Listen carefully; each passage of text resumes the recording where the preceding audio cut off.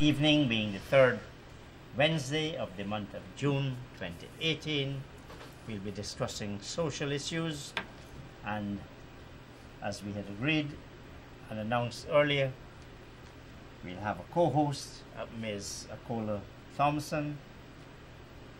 On social issues, of course, is a very wide term.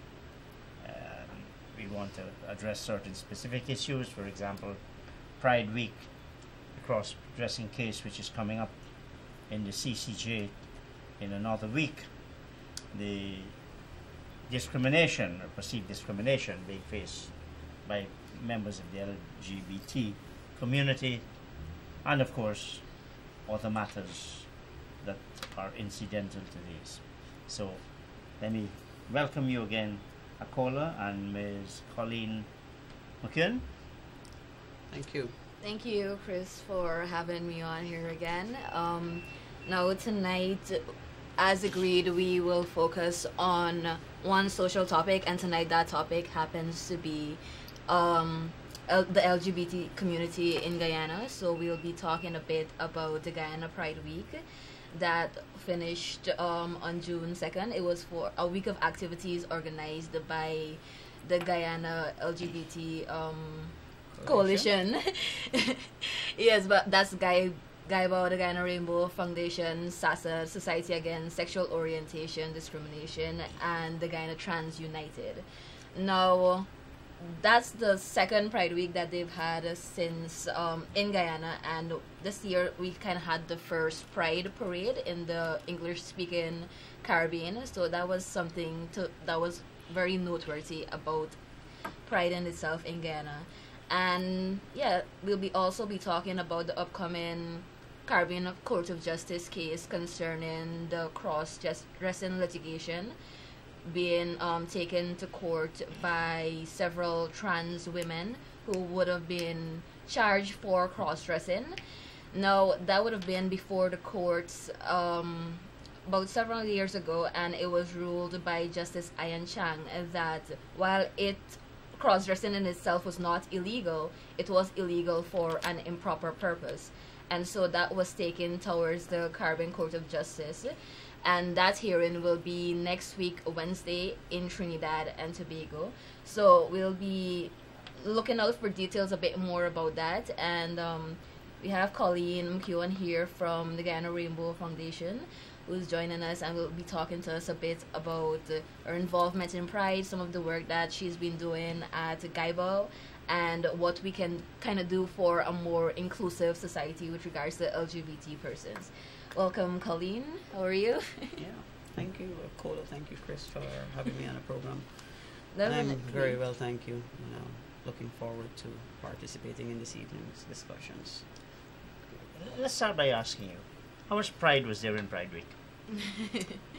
I think when you looked at the turnout, I would say over 300% worth of pride was there in Pride Week. Wow.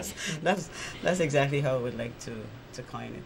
I think for the LGBT coalition and for those who supported us, it was an exceedingly proud moment. As Akola said, it's the first within the English-speaking Caribbean.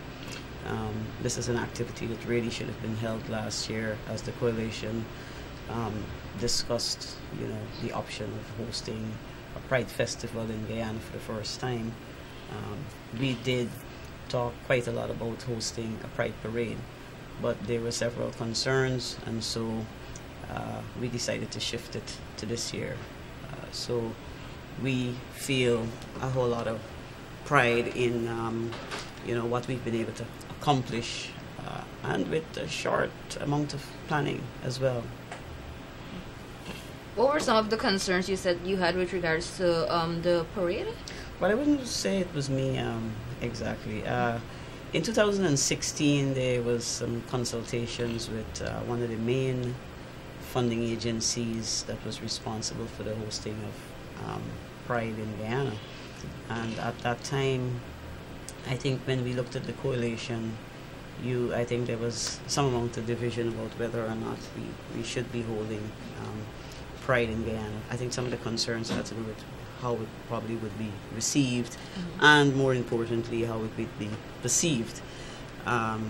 So I think because we felt that we weren't all in the same place at the time, in terms of putting together something of that nature and getting buy-in from society and from stakeholders and so on, we thought that we should leave it for the following year.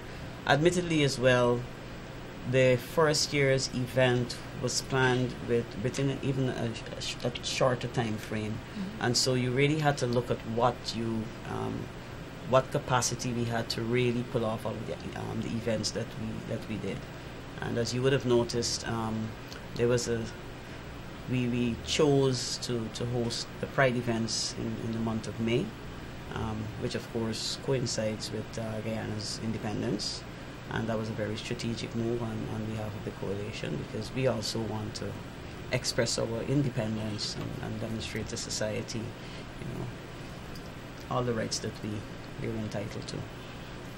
What significance you see in this being the first in the English-speaking Caribbean? Where does it put us on the social map or social ladder? No, I think when we think about the Pride Parade being like the first in the English speaking, it has a lot to do with our cultures then, because when you look at Guyana and you look at other Caribbean countries, English-speaking Caribbean countries, the cultures are very, very similar. So particularly when it comes to LGBT issues, there's always that sort of backlash you would gain. I mean, that exists in other countries, but when we're speaking about the English-speaking Caribbean now, it's much more similar in the way in which we get responses. So I feel to have that space now in Guyana, where we were able to have a peaceful, uneventful, but still successful Pride Week, Pride March, that meant a lot for not only the local LGBT community, but also the rest of the Caribbean, who are now also in the gears of preparing their own Pride Weeks. For instance, following the Pride Week, Trinidad and Tobago announced that they would be having their own Pride Week, their own Pride marches. Barbados announced that they'll be having their own Pride Week and marches. So I feel like we really started something. Yeah, we've definitely set the stage. We've sort of like set an example for our other English-speaking territories. But isn't it a little bit of a paradox that we could do that, and from all reports a very successful parade was in fact brought off, and yet we've had the churches coming out with some of the most the strongest language you could possibly think of, short of blasphemy, and you've got we've had in the past the president who buckled to the conservative religious movement and decided not to have sexual orientation recognized as a right in Ghana. So did it add to your surprise? Did the surprise add to your pride in bringing off the event, with as little problems on the day as it did? Now, when it came to the religious community, I mean, that was an expected response, to be honest. You already know as soon as you put out anything LGBT related, the religious community will come for you. Except in fairness, the Catholics did not. I think the Catholic bishop said yes, you have the progressive... I'm not sure it came mainly from the Christian and perhaps the evangelical Christians. Yeah, possibly. And I mean, it's interesting that you say that the Catholics have supported. But I remember a couple of months ago, in observance of Valentine's celebration, Gaibo hosted an activity at the National Library. The theme was loving thy LGBT neighbors, and at that event we asked cross-section of the religious community to attend and to share their views on that. We had representation from the Hindus, from the Muslims, and Catholic representatives. In that group as well, we also had a few Christian representatives who were totally against what was happening. And they blatantly told the Catholic representative that he did not speak for all Christians. Well, you know, Nor did they. precisely, Yeah. precisely. But then also, you know, I said to them, well, if we invited you to the table, would you come? If we invited you to sit at the head table and to have a discussion, engage with us in a conversation, would you come? And, you know, the response seemed quite negative. So if you're not interested in sitting at the table with us, then, you know, why criticize from a distance? As Akola said, yes, what happened with the religious community was nothing surprising to us, but we did not allow that to stop us. I think what the religious community needs to understand is that, you know, they have duties and they have responsibilities. They're entitled to their rights. They have a right to protest and to protect their spaces, but equally the LGBT community have those same rights. And what we are asking for is for equal opportunities. We're asking for equal rights. We're not asking for anything excessive. Okay, and I think it's just a matter of respect. We're respecting their choices, their decisions, their spaces, and we're simply asking them to do the same. And that's what it's about. Yeah, definitely. And when I saw, people kept showing me articles, kept showing me videos of the religious community talking, criticizing the upcoming marches, the Pride Week and everything.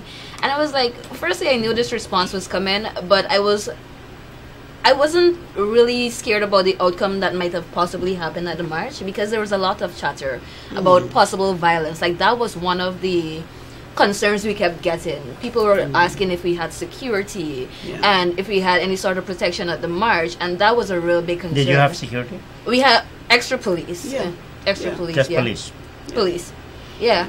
And so we went out there, and when we reached at the parade, we saw some folks hanging around outside, and we assumed that those were some of the persons that came to protest. But nobody said anything to us. We didn't say anything to anybody.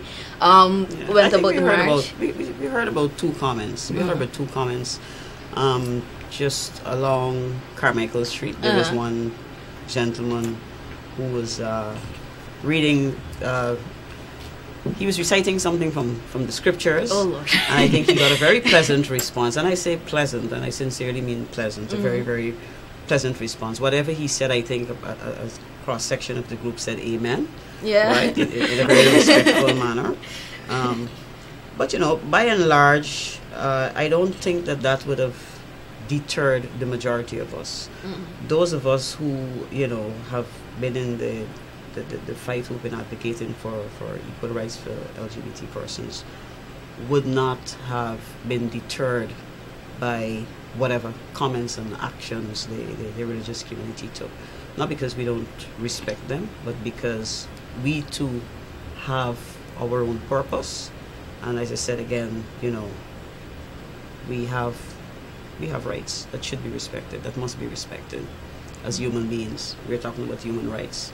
You know, they have challenges all over the world. As one of my colleagues, Lena, said, and I also heard the leader for SASAD mention as well. They both said that, you know, you have LGBT persons all over, in every space. We once heard from medical practitioners years ago that persons living with HIV, you would find at least one in every family at some point in time. This is the reality of the situation. So how do we deal with this? You know, should we, you know, they just want to remove LGBTI people from the face of the earth. We exist. We came from human beings. Many of the persons within the religious fraternity who are fighting against us, some of them are our parents or brothers or sisters. And I say to them that, you know, they just need to respect each and every one. The same love that they preach, they should actually spread that love equally across all human beings. You know, one of the things that I notice when persons are talking about LGBT issues is that whenever the conversation comes up, they automatically think it's either we're trying to get more rights than everybody else, or we're seeking marriage equality. Like those are like the first two things they always so it's go for. misinformation. Yes, and like that's not what the local. Isn't that a reasonable inference based on the progression and practices, that it's what people, because why not, if you're asking about rights, there's right of marriage. Mm-hmm. So why shouldn't, if you subscribe to that view, why shouldn't it extend to marriage between persons of the same sex? Now, when it comes to marriage, I mean, yes, marriage equality for everybody. That is something that we need to have. But at the same time, as when you look at the LGBT community and you look at the issues affecting them, you recognize that marriage is not a high priority issue for us. You don't think about marriage when you're thinking about structural and administrative violence. Those are not things that automatically come to your mind. You are thinking about the ways in which the state is protecting you, the ways in which the police are harassing trans workers, the ways in which you can't get a job because of your gender identity or sexual orientation. These are the things that concern you. Yes, we want marriage equality, but I'm saying that is not what the fight right now is about. And I think people always go away with that misconception that that is all the LGBT movement community is fighting towards.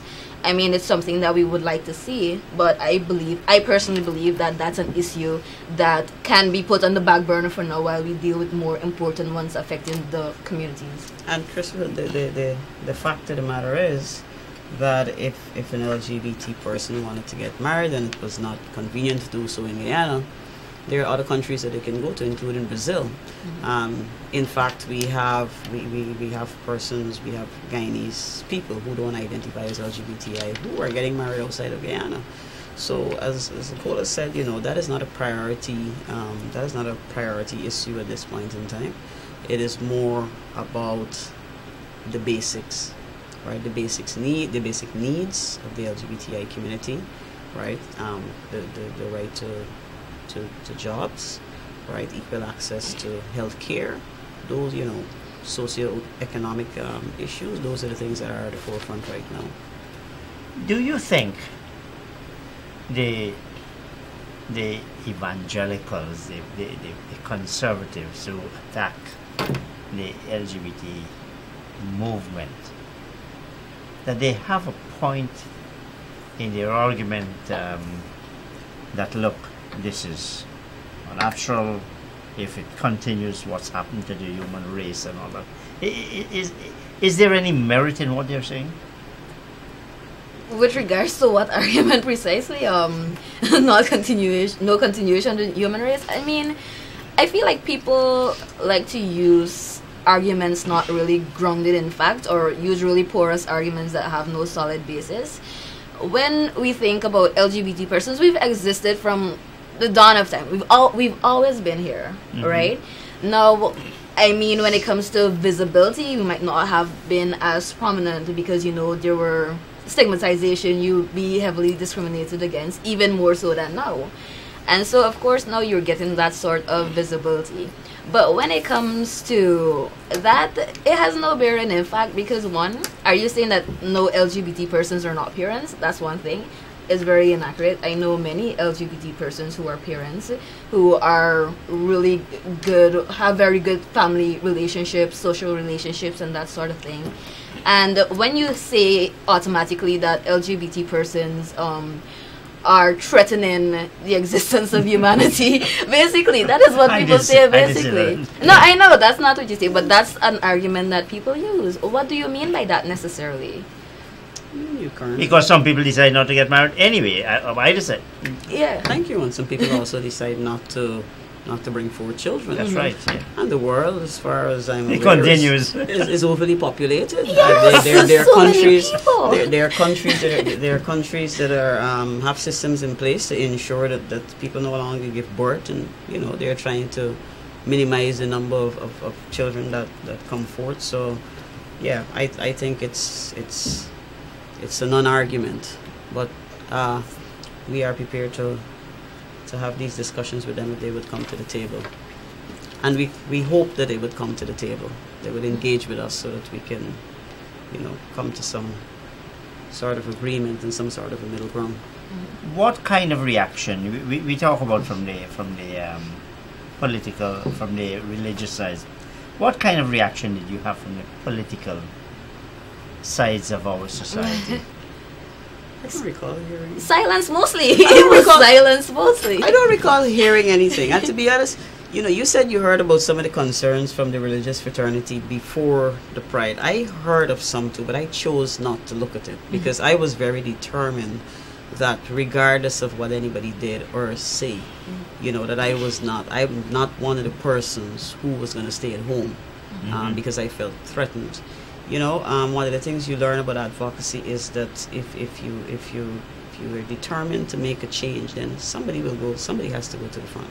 Somebody has to go to the forefront and to either lead or something. And so even for the political fraternity, I do not recall hearing any comments. If they made any comments, I didn't hear it. And if I did hear it, I would not have been deterred by it. But there was nothing out there that I heard after. We know that the entire Pride Festival generated a lot of conversation, a lot of discussion, and that's a very good thing. It's a very good thing for us, right? It brings more visibility to our groups and to our people, and we hope that it also say to people that that we're human beings, we're normal, regular human beings, and you can actually engage with us. You can have conversations with us. You can join us in advocating for our rights, not only for our rights, but also for the rights of all these other groups of people who are disadvantaged. You have the persons who are disabled, who are disadvantaged. Women are disadvantaged. So it's not just about advocating for our rights, it's also for the rights, equal rights of all the other groups of persons who are disadvantaged. So no significant comments, and none that I cared to give any no attention significant to anyway. Negative comment, but there's no significant positive comment either, that these persons are in fact exercising the rights that are endowed to all of us, whether straight, whatever. Is it not time that we expect our political leaders to recognize that, look, non-discrimination means non-discrimination. It means what it says. It means we cannot treat anyone as lesser than anyone else. Is not what we should be expecting from our politicians as well? Can I say this to you? Expectations? No, I would not set any expectations of our political representatives. Why not? If we look at the way that they govern, then I think we would be wise not to set any expectations. We would want to hope that they would recognize these things and they will take the appropriate actions and the appropriate steps. But I would not set expectations. I'm not the kind of person that set expectations very easily. In fact, the way that I understand it is that when you set expectations, you also set yourself up for disappointment.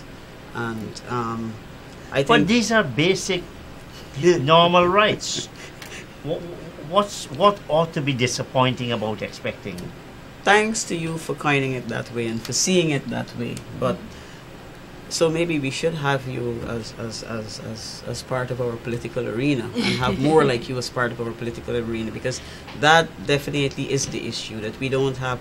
I think we do have some representation. I think we do have some supporters. Not very many of them are comfortable coming to the forefront and actually sharing their views and indicating to the Guyanese public, where they stand in terms of rights for the LGBT community. There are just a few of them that we're familiar with who have been supportive. I think that was another issue, that even at that level, they are actually fearful. Members of the political arena are actually very fearful of sharing their true positions. But we do have some allies. There are allies there. Yeah, at the day of the parade, one of the only government official I saw there, in their capacity that is, was Priya Manachan, and of course she's from the opposition, and it was great to see Priya there. I would have liked to see more opposition members and possibly people from the government itself, the AFC coalition, but there was none. Right? And when you think about the absence of politicians there, that's a clear message stating that one, they reneged on their promises that were made in 2015. Colleen That's said she normal. didn't have no expectations, That's right? normal. That's a very normal position. If I But this recall, isn't it taking a bit of a defeatist attitude, Colleen? No. I don't feel defeated at all. I don't feel defeated at all. I mean, so you said that they renege on their promises of 2015, but I've seen the current opposition do the same. I remember that they sought to engage us prior to those elections. In fact, they did engage some of the organizations, and they asked questions, and they said that they couldn't make promises, which in my opinion, I found it quite humorous, because I think those engagements were held because they said they were going to engage with us, and so that's what they did. But there were no promises, there were no commitments. I have learned a long time ago, I think politics, I don't want to get into politics, but I think when you look at politics, this is exactly what happens. People come to the table and they make you a promise. They tend to say all the right things because they're far more interested in getting your votes and getting them into power. And then I think it's probably two ways. They make these promises based on the information that they have. When they get into position, they reach a different playing field. And so they find themselves either unable to deliver, or they make a conscious choice not to deliver because that was never their intention in the first place. And, for me, it would take action, not words. I don't want to hear the promises that you're going to make. We want to see you put systems in place. How is it going to affect you if you included sexual orientation as a form of discrimination? How does it affect the rest of the country, the rest of society? Having said that, however, though, the fact that there has been no hostility, and you're not going to get. This is a journey. It's not a destination. It's not going to happen overnight. And Yes. the whole Guyana will not embrace the movement, whatever kind of movement we're talking about. So maybe we should see that as a positive and move on to talk about this cross-dressing case. Oh gosh, yeah. So when it comes to the cross-dressing case now, for those who don't know really about the cross-dressing case, this was brought towards the court on February 6th. Sorry, this was brought towards the court in 2010 when four of the trans women who would have been arrested for cross-dressing in 2009 brought the case to court because they challenged it, saying that it infringed on their freedom of expression that was assured under the Constitution. And that was ruled, Justice Iron Chang ruled and said that while it was not illegal to cross-dress, it was illegal to do so for an improper purpose. Now, of course, that's where the issue comes, because what constitutes an improper purpose precisely, and how do you necessarily gauge that if you are in the judiciary? Because basically it's saying that you have to look at the cases on a case-by-case basis. You can't leave that sort of subjectivity to people, because you have to recognize that even though they might be in the courts, they come with their own biases. They come with their own preconceived notions about things. So it's important to clarify what was meant and also strike down that law, because when you look at the small offenses, it's really not necessarily. It's not necessary because one of the arguments used is that we need a cross-dressing law because persons are dressing up to commit robberies, to commit crimes. Firstly, we have the larger law that will criminalize that, and it carries much more weight than these small charges, so they really are not that necessary. Now, what do you think about the improper purpose? Really, what do you think that was meant by that? Well, let me just say, I'm relieved that I removed my tie before I came in. The security stopped me at the gate, and I was concerned that I was probably going to be arrested for dressing. You weren't coming here for an improper purpose, were you? Well, that was my concern, so I removed the tie before entering the building. I am not going to get into too much to all the legal ramification that comes with this. I leave that to the experts. But I think it's quite unfortunate that in a country whose laws are based on the British laws, that we are still in the 21st century adhering to those laws when that country has it's actually not only moved British, forward. it's with Anglo-Saxon Christian correct. values. It's based on Yeah. strictly on Christian values. So I feel like Is you know, something all the wrong other with nations, that? all Is the other something wrong with nations that? has moved on, and Well, not all. we're still here. Well, very many. Very many, yes, Yeah, but not very all. many, and we are still here. You know, I don't see why it needs to be applied to Guyana.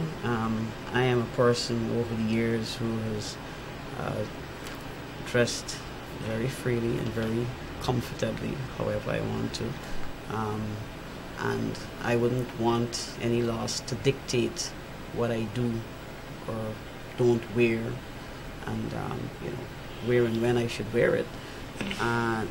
I mean, if we go back to, I'm wondering, is it in Scotland where they wear The kilts? the quilts? Yeah. You know, so I mean, these are just some of my thoughts. Like I said, I won't want to get involved in all of the legal ramifications here, but I think that was a very unfortunate case that really need not have gone to the court. But in a lot of ways, I see it as a positive for the movement, for the LGBT movement, That it has because gone it to the gives, court. yeah, because it gives us an opportunity to really advocate and to hold our government accountable. Is that a legal issue or more a social / political issue? Because the government can surely solve that issue.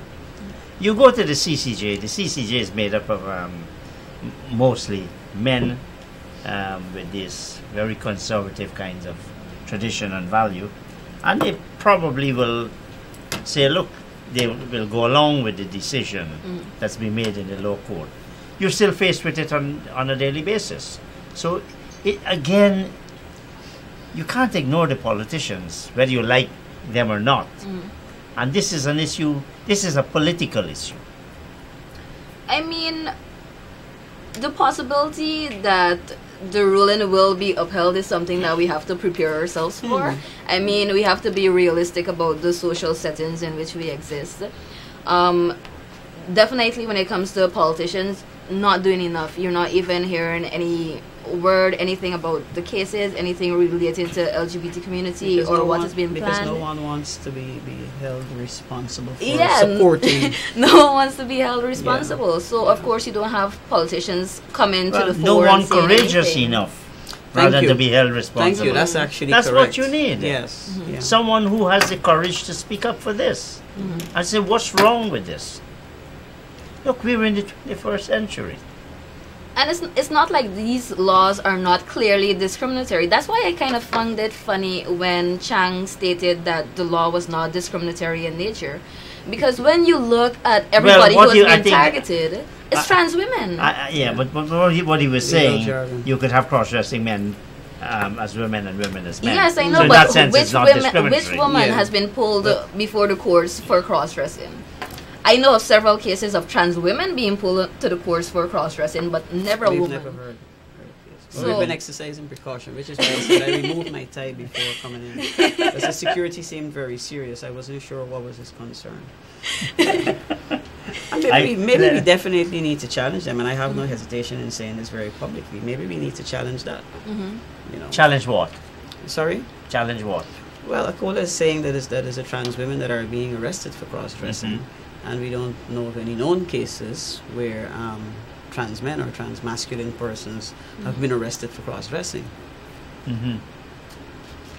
Well, to my knowledge, and I was looking it up before I came here. Yeah, to my knowledge as well, we don't It's have just any trans cases women. where women who dress masculine have been arrested for allegedly cross-dressing. Right, so it seems very targeted, and I believe that our political leaders definitely can represent, but like as you said, none of them are courageous enough to come to the fore and to provide that support. And there isn't much for them to actually lose by doing that. Now, Colleen, when it comes to the cross-dressing case, like one of the things that stands out for me is the way in which trans people are represented or perceived, and I feel like that's one of the barriers with regards to the case, is that people don't have a lot of understanding about trans identities. Yeah. Right? How do you think that we can sort of gauge that social backlash against trans persons in the interest of inclusion? Well, you know, Akola, I think a lot of misconceptions is due to a lack of education. So I believe that as LGBT organizations and representatives, that this is something that we need to address in-house. How do we best educate society about these things?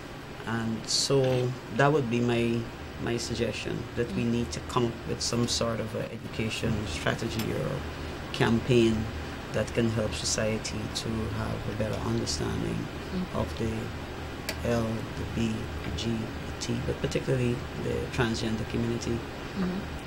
Speak on it. Oh, sorry. Yeah, yeah, because particularly I don't feel enough attention is usually placed on the trans community. Like, they're already so very marginalized, and because you don't have this sort of understanding, they are even more marginalized by society. It's either they can't dress with regards to their gender expression, gender identity, or they can't be free to love who they want because it does not really match what society says that it is. And I mean, that sort of thing, as you rightfully said, education has a large role to play in it. And I don't think enough attention is being focused on that in schools, because when you look in schools, people say that LGBT discrimination does not happen in schools. We know of several cases, I mean, they're not in the majority, but we do know of cases that in which it's happened. And so it begs the question, of course, what is being done in schools? What is being done to promote that sort of reason of thought? Well, I know that GTU, the Ghana Transgender United, recently met with representatives of the Ministry of Education, and while I don't know the details of that discussion, I'm aware that part of the conversation had to do with education. How can they integrate, some of these aspects of understanding in the context of the LGBT community? How can they actually include that within the curriculum? And there have been several conversations over the years. We would have made some progress, but very, very limited, not very significant. I think a lot more conversations are happening versus action. So it's really about the next steps really need to be the ministry actually taking action within the education system. I know as well that at the level of the University of Guyana, we did engage in some conversations. The Gender Studies unit recently rolled out a program, a course. I think it was a short course that a number of persons were able to access. And so those are some of the things that I am aware of that are currently happening. But I believe that we need to have more engagements and really to take more action to move it from dialogue to activities that are taking place. Yeah, because we've been spending a lot of time on just dialogue. And I mean, dialogue is important, but at some point it needs to stop and move into action, right?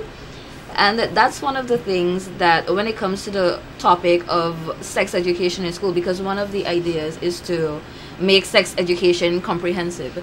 So ensure that you have issues, LGBT issues represented in there also. Yeah. So I think when it comes to those, as you said, the ministries need to be actively involved. And I don't know why there's too much pushback on sex education in general. There's way too much pushback on ensuring that children have access to this information. And it's not that children are not willing to learn or not open to learning. It's just that they're being denied that opportunity. I think one of the challenges that, or the main challenge that the education system more than likely are concerned about having to deal with is parents, the reaction of parents and caregivers to their children being on the receiving end of that information. You know, recently I was on not a radio program where a young lady was talking about domestic violence and sexual abuse, and one of the things that we agreed on is that parents are not very open to these kinds of conversations, because then we wouldn't have to just depend on the school system or the education system to impart this sort of information, this knowledge, if these conversations can take place very easily and freely within the home, because that is really the foundation of a child from the home. We know that children spend a lot of time within the school and the education system, but the foundation is at home. So apart from us including this aspect of sex education to talk about, you know, LGBT and to talk about the different sexual orientations and so on, can't we have the door open as well to have this conversation taking place at home, where parents are comfortable having this conversation with their children, where they don't feel as if by having these conversations with their children and educating them that they'll be converting them from heterosexual to homosexual, you know, because that's often the concern. If I talk to my children, if I talk to my neighbor about this thing, or if an LGBT person spends too much time with my heterosexual daughter or son, then they'll be converted. That's often the concern. Chris, you laugh, but like only about 2 days ago, one of my friends told me the same thing, because like we have a volunteer group, and so I was like, hey, the meeting is this time, are you gonna come? She was like, girl, my mother frightened you turn me into a lesbian. I didn't quite know how to respond to it, but these are the things that are happening. You know, you talk about education. Part of the perception. Now, I live in my own world. Yes. I agree. I agree. Now, but there's a perception that members of the LGBTI community are on the fringes. They're not part of mainstream. So now you have to go into trying to treat them specially and to educate as though there's some exclusive group. You look at, certainly in the American media, for example, the British media, the British political establishment, you have homosexual male, female, who have come out. They live normal lives. They appear on television. They speak, and they're just ordinary people. So there's no special education. Isn't that what we really ought to do? So why is it we don't have more coming out in our country? Is it that members of the community are themselves embarrassed of themselves, embarrassed of their life choices? I mean, there are various reasons why persons would not want to come out of the proverbial closet. I mean, the threat of violence is very real. But you subsiding, can face, as Pride Week showed, that threat is probably subsiding. No, don't let that fool you. I mean, Pride Week was great. It was a step forward towards more progress, but that was an event. It was something that people came out, they supported, but the issues that affect us still very as well. The issues yeah are still there. Yeah, but you don't think if we had more persons, I mean, you don't want a great person, but if they did and they came out, society might start taking a different view. Look, these are ordinary, these are my colleagues, these are my fellow congressmen, my fellow lawyers, my fellow doctors, lawyers, committee workers, whatever they are. But for those of us who have been coming to the forefront, we have been saying that, we have been preaching that we are human beings, just like other persons. We love differently. Yeah, absolutely. We love differently. And even heterosexuals love differently too. Don't worry. Yeah. But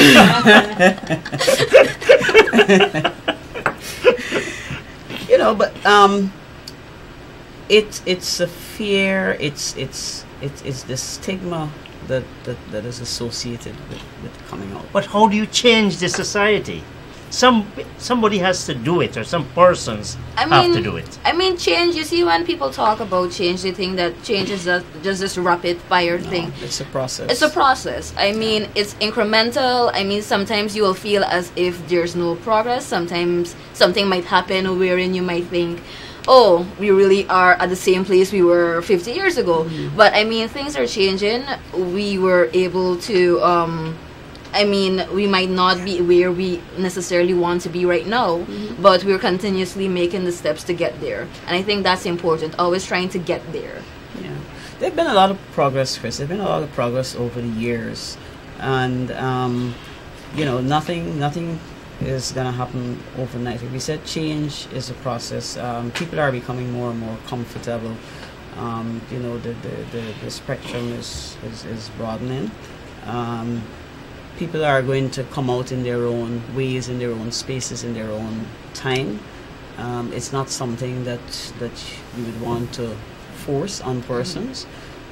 Some people are, it's not that they're uncomfortable coming out, but some people are just not public people. People are not interested in really being in the limelight and being recognized on the basis of their sexual orientation or gender identity. They just want to be recognized and identified and respected and loved for being a person, and that's exactly who we are. We are people, you know. So while that can make an impact, having more persons, and I think what you're really talking about is persons who are, you know, just certain social status acceptable by society. We live in a hypocritical society. That's why, yeah. We do. I recognize that's what you're getting to. Yeah, while that can be very impactful, that needs to happen on people's own terms. You know, they would have to be comfortable in doing so. We can talk to them about all the reasons why, you know, they should do it or should consider it, and what could be the positive spin-offs from that. But they very often are thinking far more about the negative effects. Yes. You know, people are concerned about loss of respect, loss of love. You have family members. But where is this pride? You see, that's the thing. I mean, It's not a contradiction. Yeah, to an extent one it is. reason. Sorry. Oh, Yeah, sorry. no, you go ahead. You go right Sorry. ahead. Yeah, you were asking like about the Pride Parade. Even persons who came to the Pride Parade, some of them came knowing that they would have faced backlash. One of my friends, he was viewed at the Pride Parade, and he was kicked out of his home by his parents. Those are real consequences that are happening every single day when persons choose to come out. And those are the things that we need to be aware of. Because it's perfectly okay to think that everybody should come out, but we need to also think about the things that will affect them and how that will impact their life. Of that. And you have to put systems in place Yes. to support those persons as well, because, you know, it's not as straightforward as it sounds. Yep. Great. How far are we from this imaginary destination where it becomes part, not necessarily practices, but where society becomes conscious enough to say, look, these are our fellow human beings. They are no better, but they're certainly no worse. And they deserve equal standing in every single regard in our society. I think we're much closer than we were. And as I said, these things, it takes time. We are closer than we were 20 years ago. 20 years ago. It's a continuous process. I mean, you will never convert all the minds. You will never significantly change people. But the thing is to always try to be true to yourself. I think that self-expression, self-identity is very important. Once you're comfortable with yourself, that's one of the most important things. I mean, the other issues that surround you will inevitably impact you, yes. But I feel like once you have that sort of comfort, a lot of things will kind of streamline and not necessarily be as negatively impactful. We've got some more minutes left. I think we've got about 7 minutes left. The other issue of discrimination. Now, for my work with We have a recruitment agency. You have application forms. There's certainly no discrimination at that stage. Where does the discrimination really take place? The higher end, maybe. Because when we Oh, think we about would- the job I just want to sector- repeat that. We make would be retained by clients or for ourselves. We never ask. We never think of asking someone. Well, I mean, that might what's be your you. orientation? No, but I'm not. In fairness, Akola, I'm not aware of any entity that has, on the face of it, that type of prejudices in its recruitment process. You won't have it there. You won't. We- You would not have it in your recruitment process or application process. That's not where you have it. I mean, you might get it when you go to the job interview and the person realize, oh, this person looks kind of queer, or this person they have a different gender identity than I assume that they would have, And that's where it starts. and that's where it starts. And that would be the first. Yeah. That would be the first level. That would be the first point at which that can happen. The discrimination could begin at a physical contact, Mm-hmm. right? And then, if perchance employment takes place and it doesn't happen at the first point, then during the course of employment, if behaviors or dress is recognized or perceived to be out of the norm, then it can occur there as well. And I'm not saying that based on assumptions. I'm saying that based on facts, because I'm sure between the three organizations we have reports and evidence that can be shared, reports that would have been made by persons from within the LGBT community with instances of discrimination. There existing reports as well, instances of discrimination within some institutions. I can tell you, without naming an institution, where a member attended and the teachers it was okay for the teachers to wear any form of clothing, whether skirt or dress, but this particular student was told that she could not wear pants. Right, and then there were several other incidences that occurred that were reported, and so those are information that we usually have. So a lot of times when we talk about this sort of stuff, it's not based on assumption, it's based on facts. But in terms of this acceptance by society, at least the mainstream society, is probably more likely to support an action against discrimination than, say, cross-dressing. Why is the same kind of effort and energy not being put to stamp out discrimination as perhaps we haven't had anything like that going to the CCJ, particularly by the movement, but yet we take a case on cross-dressing. Is it that maybe the priorities are different, and if so, why?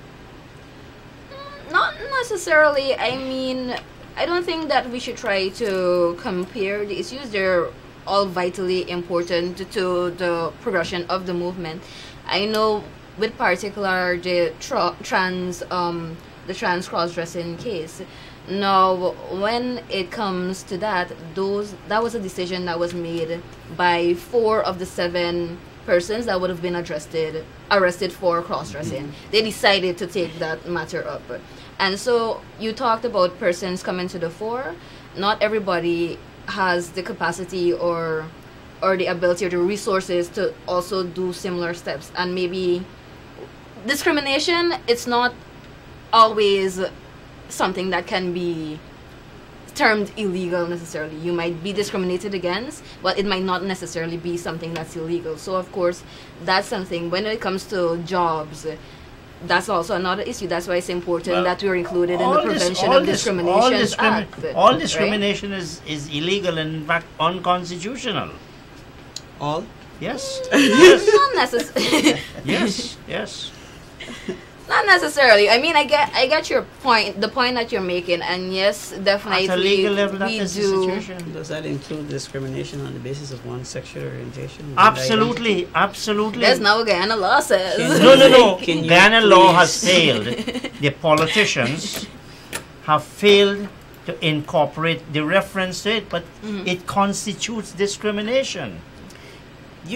So And we have just 1.5 minutes more, so Yeah, you take it. So you talked about recruitment and any concerns around that. Mhm. Are workplaces? Are you aware of whether or not workplaces having their policies, despite the fact that the government or our laws does not include sexual orientation as a form of discrimination? Do you know if some of these agencies and workplaces you're representing, do you know if they actually have a workplace policy that talks about discrimination and that says that sexual orientation is I the basis think on which I they think would not most discriminate? of the progressive organizations now explicitly state that type of thing. Okay. And again, that's the type of thing I think the movement should be engaging the trade unions, the Consultative Association of Guyanese Industries, the That's private happening. sector That's body. been happening. That's And- happening. and That's so been that's been what you- ongoing. Put them to the test. That's ongoing. That's ongoing. I know that some work is being done with the trade union, and I know GAIBO has been engaging workplaces as well. I believe the GTU has been doing that as well. So, yes, we are gathering information and statistics. But I was just wondering if whether or not you were aware at your level as a recruitment agency, if some of these. So, yeah, thank you for responding to that. As I said, I know of particular cases where it's explicitly stated. Great. But Kudos to perhaps- those agencies and businesses. no, but yeah. at the same time, and I'm sure I'm not exposing our partners. I don't think we have it explicitly in the in Ram and McRae, and maybe something. Maybe it's But something we- to add. Let's have a conversation about that. We should start there, and then you'll I be have- able to I, influence your agencies I have who are absolutely. not yet. I think you would sense from the conversations this evening and the questions, we have absolutely no problem with that. I believe you. It'll still be good to see it in writing. All right. Trust but verify it. Okay. Colleen. All right. Do you want to close? Oh, sure. Okay, great. So we're now at. Half a minute. Yeah, we're now at the end of our segment tonight where we discussed Guyana Pride, upcoming Caribbean Court of Justice cross-dressing case in Trinidad next Wednesday, and some other issues affecting the LGBT community. We're here with Colleen McEwan from the Guyana Rainbow Foundation and Chris Fram. Thank you for having us on here, and we hope to see you again soon. Yeah. Thank you Thank very you much, very much. Chris. Been a Thank pleasure. you.